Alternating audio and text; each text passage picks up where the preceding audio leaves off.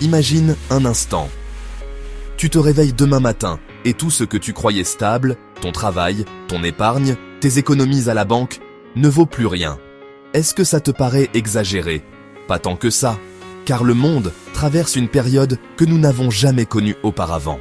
Il y a 100 ans, si la bourse s'effondrait en Angleterre, ça restait un problème local. Aujourd'hui, si le marché américain chute, c'est toute la planète qui s'écroule avec lui. C'est ça, la première fois de l'histoire. Une économie mondiale interconnectée, fragile, prête à exploser au moindre choc. Alors oui, c'est une période inquiétante, peut-être même la plus dangereuse que l'humanité ait jamais affrontée. Mais, et c'est là le paradoxe, c'est aussi une période pleine d'opportunités. Car comme le dit Robert Kiyosaki, je gagne plus d'argent quand tout s'effondre que lorsque tout monte. Le problème, c'est que pour la plupart des gens, un krach signifie la ruine. Et si je te disais que nous allons vers une dépression mondiale, peut-être pire que celle de 1929, comment cela va-t-il impacter le salarié moyen, le petit entrepreneur, ceux qui dépendent de leur salaire pour survivre? Déjà aujourd'hui, les licenciements s'accélèrent.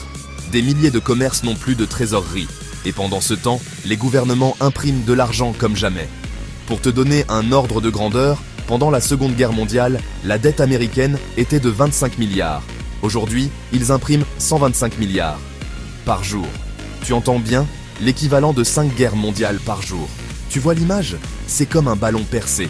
On tente désespérément de colmater la fuite, mais le trou est trop grand. Tôt ou tard, le ballon s'écrasera.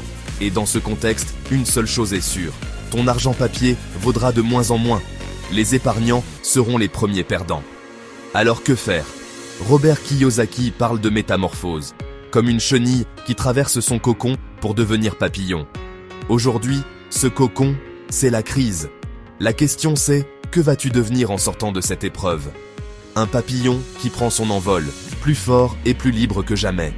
Ou un ver qui se fait écraser par la réalité. Tout se joue dans ta tête, car le véritable combat n'est pas seulement économique, il est mental, émotionnel, spirituel.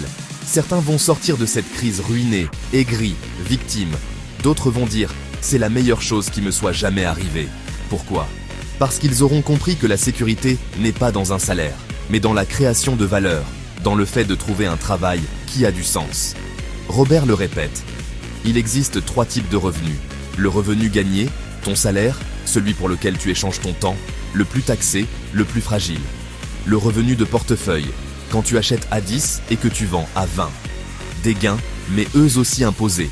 Le revenu passif, le cash flow, qui ne dépend pas de ton temps et qui n'est quasiment jamais taxé. Et devine quoi? Les riches n'ont pas de job, ils ont des actifs.